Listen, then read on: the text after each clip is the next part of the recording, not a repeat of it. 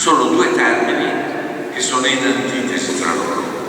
L'antitesi è quella figura retorica che rende inconciliabile qualunque posizione, cioè vuol dire che manca completamente ogni possibilità di dialogo, in greco, cioè dialogare tra l'una e l'altra. Vedremo anche perché l'etimologia ci aiuta molto, ad esempio, a capire anche le cose. Ma noi vogliamo tentare questa sera la mediazione tra queste antitesi, che non è soltanto un'antitesi semantica, ma è un'antitesi ontologica, ossia della realtà, che tocca la realtà nel profondo. La rappresentazione che adesso vi faranno i Polycantores è data appunto da una serie di canti che hanno come punto di riferimento il mediatore, ed è inutile sottolineare che il mediatore altro non può essere che Dio. Nel momento in cui la parola guerra deriva da var, radice var-indoeuropea, del santo vasha, che poi vuol dire appunto scomposta azione disordinata, che i romani poi davano anche in un certo modo con una certa superbia, perché si contrapponeva al duellum, al bellum, che invece era regolare, organizzato, specifico. Noi adesso abbiamo invece la guerra, quella che è irrazionale, quella che ha per unico obiettivo l'annientamento del nemico con qualunque mezzo. Ebbene, con il canto adesso di Polycantores vogliono insegnare al mondo che la mediazione è possibile. Il primo passo verso la pace è l'umiltà, riconoscere che abbiamo messo in moto un meccanismo che non siamo più in grado di controllare. E allora torniamo con umiltà al Padre che ci ha permesso di commettere questi gravissimi errori e di pagare questi altissimi prezzi, e chiediamo di nuovo a Lui il conforto, perché solo Lui, solo il Padre è in grado di darci il conforto. E allora il primo canto è quello: dice il Signore, tu Signore non mi hai mai abbandonato, tu Signore mi hai sempre appoggiato, tu Signore sei l'unico che mi può risollevare dall'abisso nel quale sono caduto.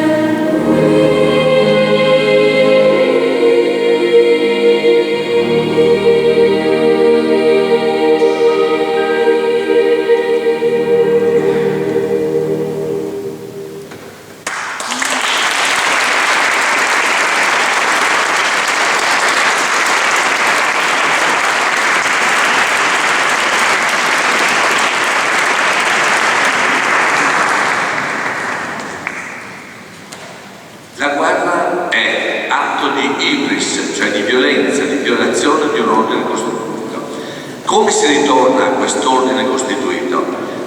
La proposta dei Cuori Cantores è di ritornare al mito del buon selvaggio, di ascoltare nelle voci di tutti i popoli quella che era l'invocazione spirituale.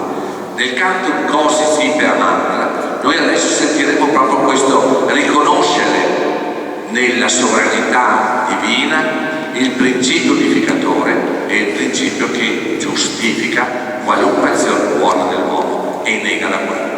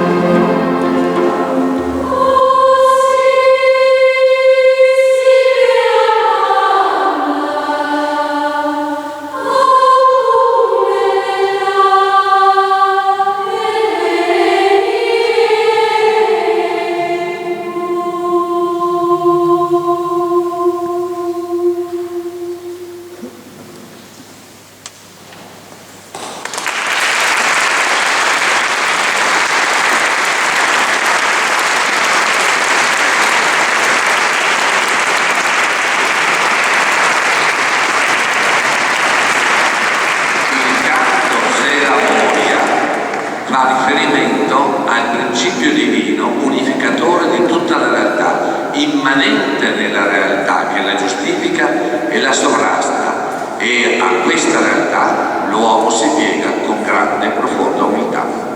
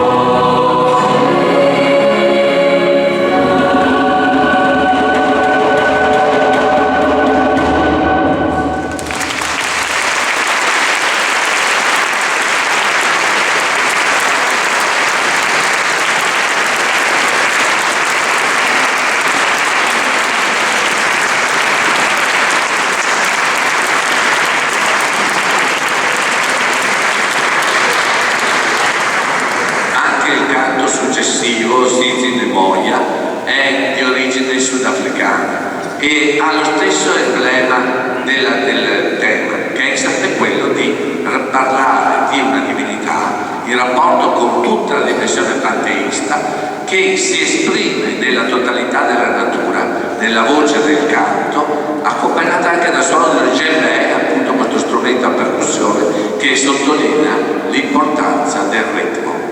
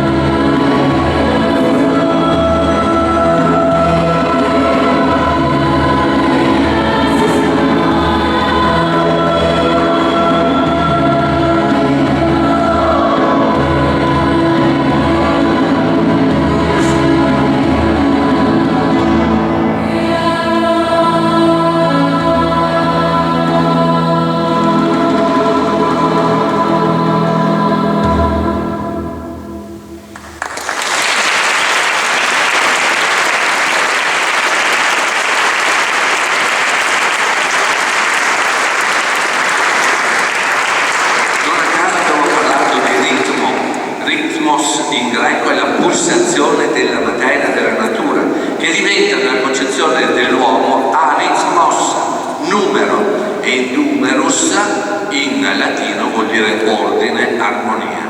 E quando Robert Fryson nella sua canzone, appunto, che adesso ascolteremo, God Is, ci dice della famosa famosa nomenclatura epitetica della divinità, ci dice che cos'è Dio. Dio è ritmo, numerus, armonia, perfezione che sublima ogni cosa.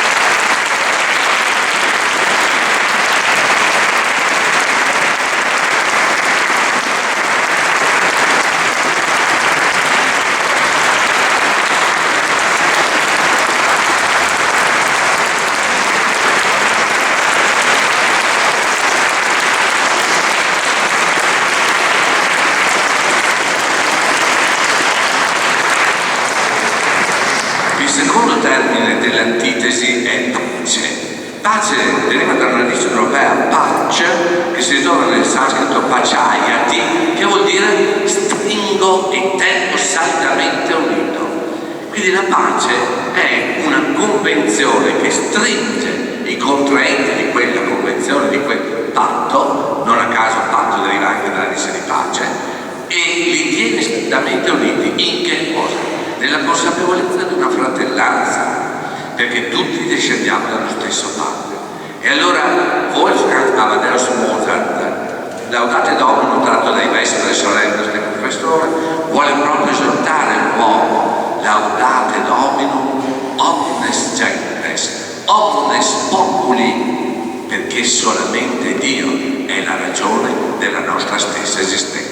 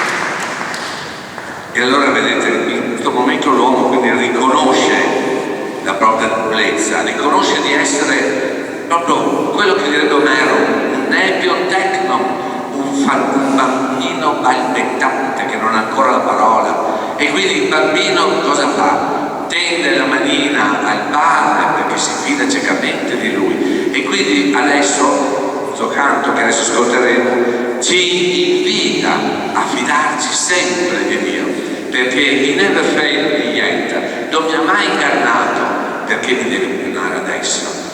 Solo la superbia dell'uomo, la sua ibris, lo porta a pensare che Dio possa ingannarlo, ma l'amore del Padre non inganna nessuno.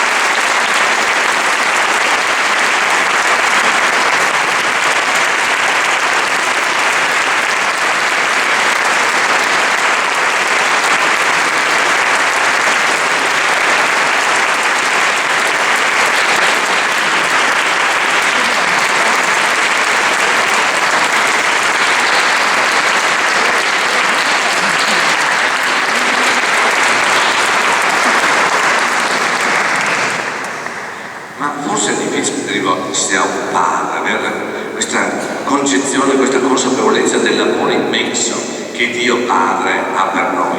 Però noi abbiamo anche un altro scamotage, noi possiamo rivolgerci a una madre, Maria, che ha perfettamente compreso il valore del piano salvifico di Dio. E Giuseppe Verdi, nell'opera appunto La forza del destino, non a caso, proprio in quest'opera, dove il destino sembra continuamente opporsi alle desideri e ai piani dell'uomo, proprio in quest'opera inserisce la Vergine degli Angeli. È un'invocazione a Maria che non è però una forma di preghiera, come diremmo noi di solito, la preghiera eucologica per ottenere qualcosa. No, è una consapevolezza. La Vergine degli Angeli ti copra col suo e ti protegga vigile di Dio, l'Angelo Santo.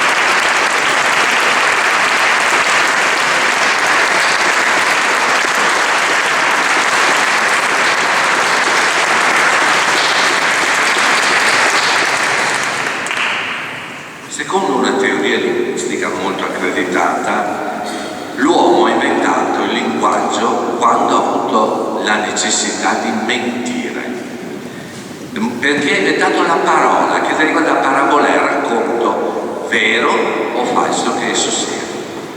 Allora adesso la proposta che ci fa Lisa Young con la sua prossima composizione è proprio questa: ritornare a quella forma primigenia, archetipica delle origini, di cui la parola non esisteva, ma esisteva il fonema carico di una dimensione semantica di significato, di suono, di musica.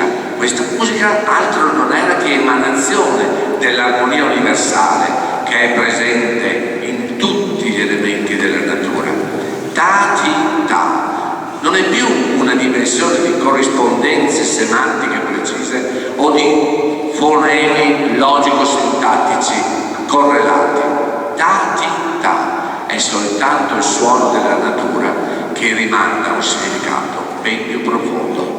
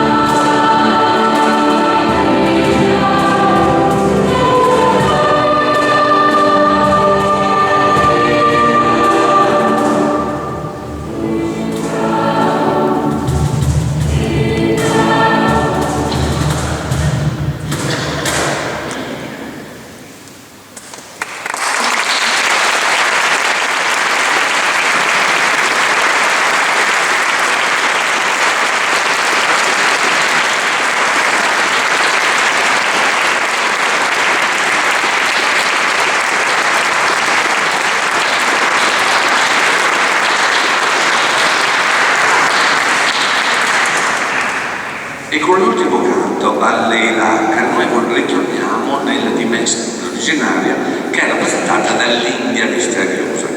In quest'India, voi sapete, la sede di tutte le culture vediche fondamentali, dei testi Purana, ad esempio, di quelli che sono gli Upanishad, di quelle che sono le dimensioni religiose indie, perché lì, nella dimensione della Trimurti, Brahma, Shiva, Vishnu, riscopre il concetto di Trinità, come abbiamo noi, ma nella dimensione della Trimurti, nella dimensione indiana, è un divenire e un fluire da uno stato all'altro, dove non c'è alcuna verità di una parte sull'altra e con la medesima funzione, tutte con la funzione creatrice, anche disgregatrice, perché la disgregazione non è distruzione, quella la fa l'uomo con la sua ibris, con la sua violenza, con la sua guerra.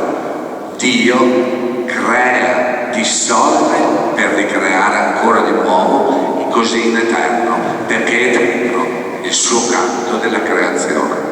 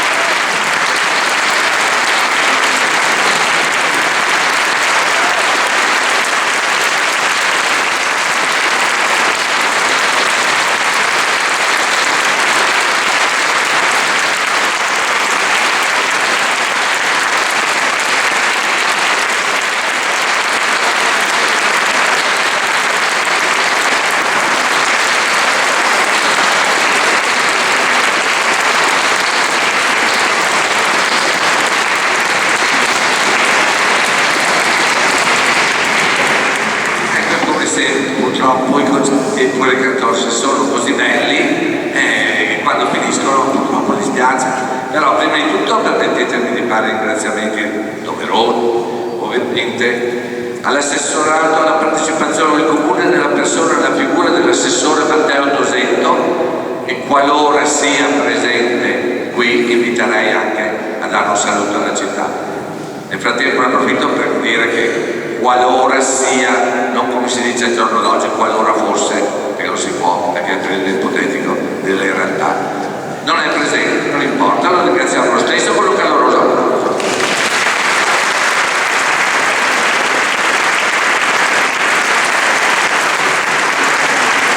Ringraziamo altresì il giornale di Vicenza per la sua generosità nel pubblicare l'avviso del concerto sul giornale di oggi, così voi siete potuti accorrere numerosi, sareste accorsi comunque, ne sono certo.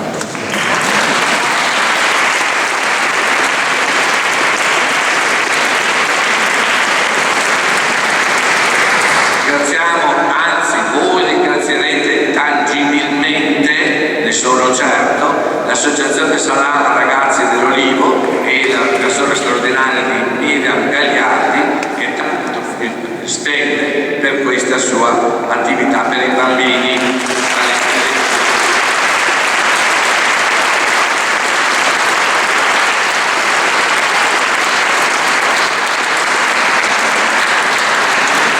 Chi non avesse idea di cosa donare, pensa è sufficiente dai 100 euro in su. Poi ringraziamo allora anche la chiesa di San Marco in San Girolamo di Vicenza, nella figura del parroco Don Mario Cristofoli e Don Giuseppe Ruaro.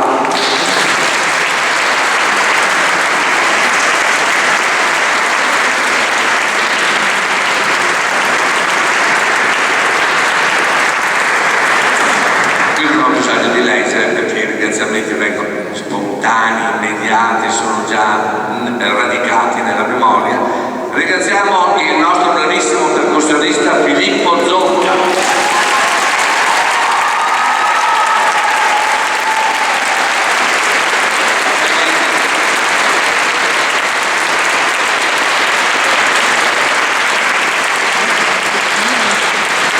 Sarebbe superfluo ringraziare il maestro Roberto Fioretto se non fosse per questa sua ricerca etnomusicologica che è incessante e che ci fa conoscere veramente dei gioielli straordinari. Un applauso quindi al maestro.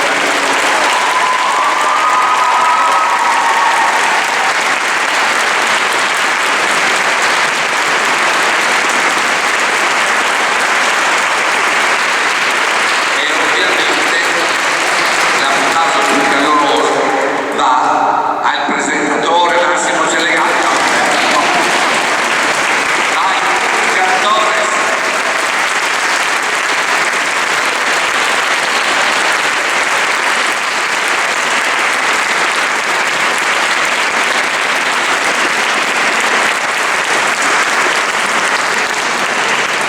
Quindi credo di aver ringraziato tutti, credo che nessuno voglia intervenire per... Li abbiamo già ringraziati? Ah, ok, allora adesso chiamiamo di nuovo con un applauso il Don Mario Cristofoli, no, Don Giuseppe Ruaro.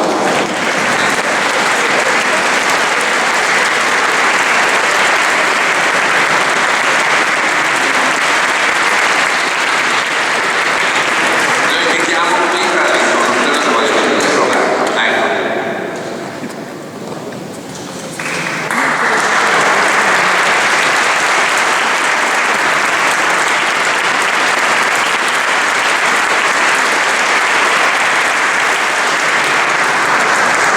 Ho detto all'inizio che non era solo musica, era anche preghiera.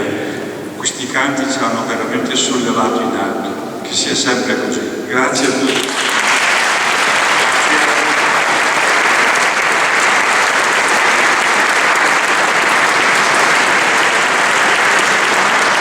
Sì, continuate pure, altrimenti il bis non glielo chiedo nemmeno, ne ho fatto fare un applauso.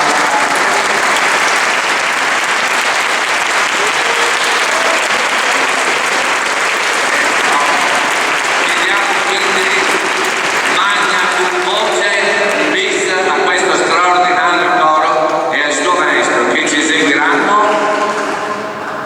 Non importa, lo scopriremo.